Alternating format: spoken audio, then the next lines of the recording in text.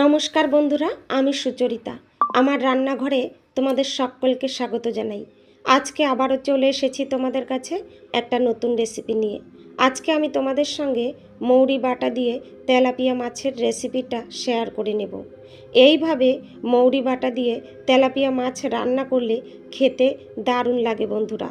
গরম গরম ভাতের সঙ্গে একদম জমে যায়। আমার এই ভিডিওটা স্কিপ না করে শেষ পর্যন্ত দেখার অনুরোধ রইল তোমাদের সকলের কাছে। অবশ্যই একটা লাইক দিয়ে দেখা শুরু করো বন্ধুরা। তোমাদের একটা লাইক আমার জন্য ভীষণ মূল্যবান, ভীষণ গুরুত্বপূর্ণ। দেখো, এই রেসিপির জন্য এখানে আমি দুটো তেলাপিয়া মাছ কেটে ধুয়ে পরিষ্কার করে নিয়েছি। এবার এই মাছের মধ্যে পরিমাণ মতো লবণ দিলাম। এর সঙ্গেই অ্যাড করে দেব পরিমাণ মতো হলুদ গুঁড়ো। দেখো, এখানে আমি পরিমাণ মতো হলুদ গুঁড়ো অ্যাড করে দিলাম। এবার এই লবণ আর হলুদের সঙ্গে মাছগুলো খুব ভালোভাবে মেখে নেব। এখানে বেশ কিছুটা সময় নিয়ে লবণ আর হলুদের সঙ্গে মাছগুলো আমি খুব ভালোভাবে মেখে নিয়ে 10 মিনিটের জন্য রেস্টে রেখে দেব।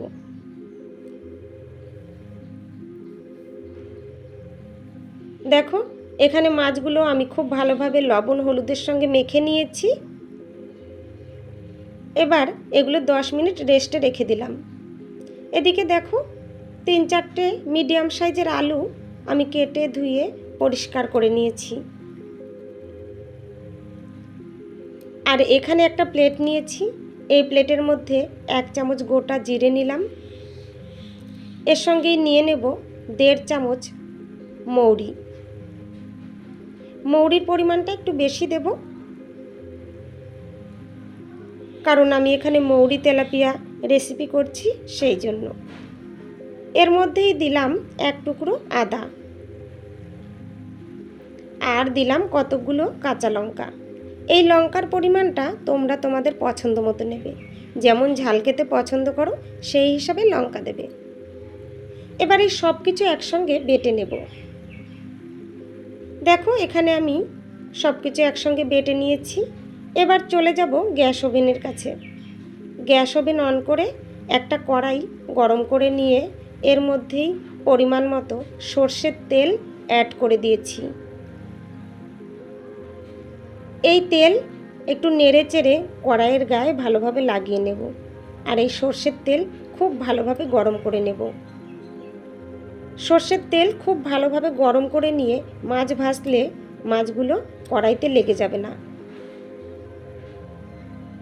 দেখো, তেল খুব ভালোভাবে গরম করে নিয়ে এর মধ্যেই ভাজার জন্য তেলাপিয়া মাছের পিসগুলো এক এক করে দিয়ে দেব।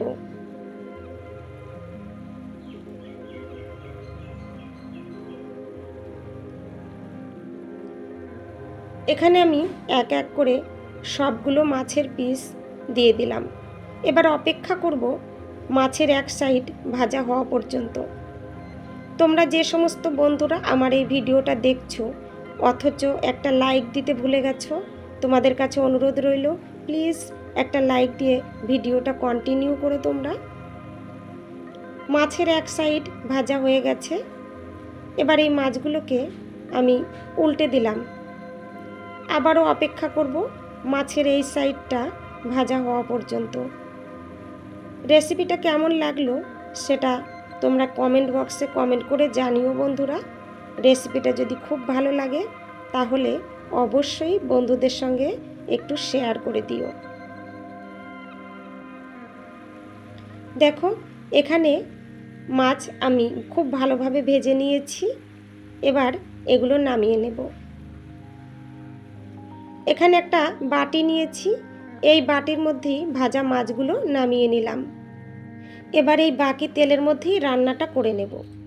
এই তেলের মধ্যে ফোড়ন দিলাম একটা তেজপাতা, আর দিলাম 2টো গোটা এলাচ, 2 টুকরো দারচিনি, একটা শুকনো লঙ্কা ফাটিয়ে দিলাম, আর দিলাম অল্প পরিমাণে গোটা জিরে।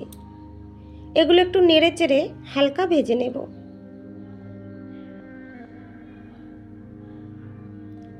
হালকা ভেজে নিয়ে এর মধ্যেই একটা মিডিয়াম সাইজের পেঁয়াজ কুচি দিয়ে দিলাম।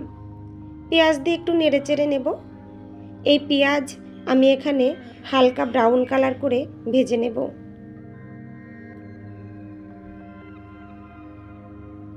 দেখো আমি এখানে পেঁয়াজ হালকা ব্রাউন কালার করে ভেজে নিয়েছি। এবার এর মধ্যেই আমি আগে থেকে কেটে ধুয়ে পরিষ্কার করে রাখা আলু অ্যাড করে দেব। আলু অ্যাড করে দিয়েছি। আলু দিয়ে একটু নেড়েচেড়ে নেব।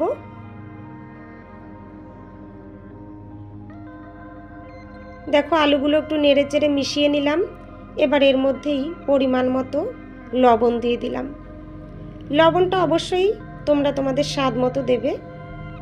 লবণ দিয়ে একটু নেড়েচেড়ে নিলাম। লবণ সব কিছুর সঙ্গে খুব ভালোভাবে মিশিয়ে নিলাম। এখানে 2-3 মিনিটের মতো আলুগুলো আমি ভেজে নেব। অবশ্যই এই সময় গ্যাসের ফ্লেম লো টু মিডিয়ামে রেখেছি। 2-3 মিনিটের মতো ভাজার পর এর মধ্যে বাটা মশলা দিয়ে দিলাম। বাটা মশলা দিয়ে একটু নেড়েচেড়ে নেব। বাটা মশলা আলুর সঙ্গে ভালোভাবে মিশিয়ে নেব।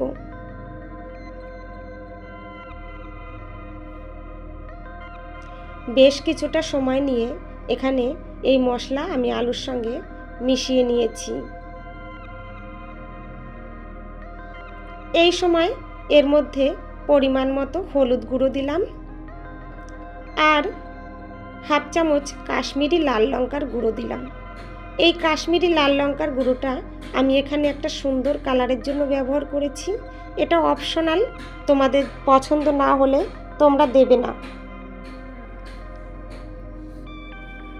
আবারও একটু নেড়েচেড়ে নেব। হলুদ গুঁড়ো আর লঙ্কার গুঁড়ো ভালোভাবে সব কিছুর সঙ্গে মিশিয়ে নেব। একটু নেড়েচেড়ে সব কিছুর সঙ্গে মিশিয়ে নিলাম গুঁড়ো মশলা। এবার এর মধ্যে একটা মিডিয়াম সাইজের টমেটো কুচি অ্যাড করে দিলাম। টমেটো দিয়ে আবারও একটু নেড়েচেড়ে নেব।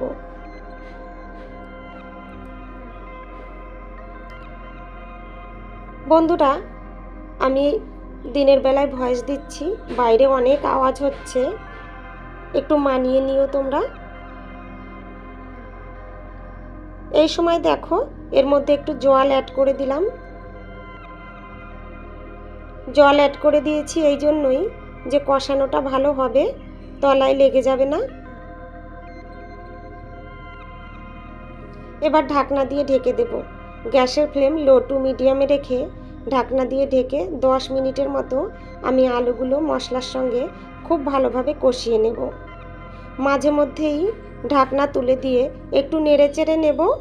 এতে করে কি হবে বলো তো, কড়াইতে লেগে যাবে না। অনেক সময় কড়াইতে লেগে পুড়ে যেতে পারে, সেই জন্য মাঝে মধ্যেই ঢাকনা তুলে আমি নেড়েচেড়ে নিয়েছি। আবারও ঢাকনা দিয়ে ঢেকে দিয়েছি। এইভাবে মোট 10 মিনিটের মতো আমি আলু মশলার সঙ্গে কষিয়ে নিয়েছি।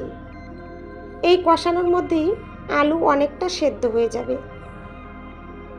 যে কোনো রান্নায় মশলা যদি ভালোভাবে কষানো হয় সবজির সঙ্গে, তাহলে রান্নার স্বাদটা দ্বিগুণ হয়ে যায়। দেখো কষিয়ে নেওয়ার পরে এর মধ্যে আমি পরিমাণ মতো গরম জল অ্যাড করে দিয়েছি। জলের পরিমাণটা তোমরা তোমাদের পছন্দ মতো নেবে। যে পরিমাণে ঝোল রাখবে সেই হিসাবেই জলটা নেবে।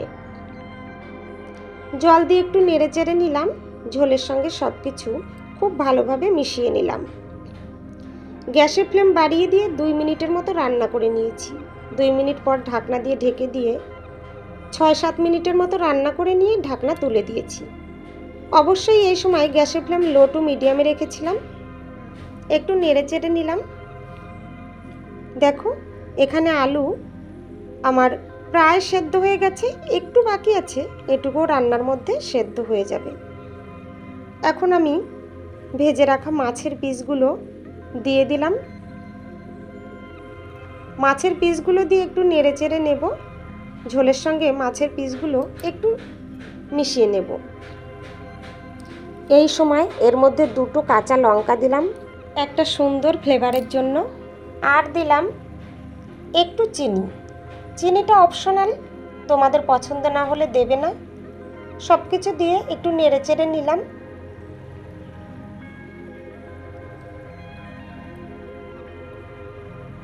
আবারও ঢাকনা দিয়ে ঢেকে দেব। 2-3 মিনিটের মতো রান্না করে নিয়ে ঢাকনা তুলে দেব। তোমরা যে সমস্ত নতুন বন্ধুরা আমার এই ভিডিওটা দেখছো অথচ আমার চ্যানেলটা সাবস্ক্রাইব করোনি, তোমাদের কাছে অনুরোধ রইল আমার চ্যানেলটা সাবস্ক্রাইব করে পাশে থাকা বেল বাটনটা প্রেস করে রেখো। এতে করে আমার রান্না করা রেসিপিগুলোর নোটিফিকেশন সবার আগে তোমাদের কাছে পৌঁছে যাবে। তোমরা তোমাদের সময় সুযোগ মতো দেখে নিতে পারবে। দেখো, ঢাকনা তুলে দেওয়ার পরে 2-3 মিনিটের মতো এখানে আমি রান্না করে নিয়েছি। 2-3 মিনিটের মতো রান্না করে নিয়ে গ্যাস ওভেন বন্ধ করে দিয়েছি। মৌরি দিয়ে তেলাপিয়া মাছের রেসিপি আমার একদম রেডি হয়ে গেছে।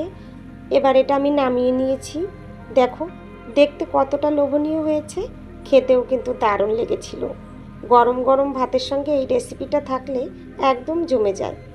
অনেক ধন্যবাদ বন্ধুরা আমার এই ভিডিওটা শেষ পর্যন্ত দেখার জন্য, আমার পাশে থাকার জন্য।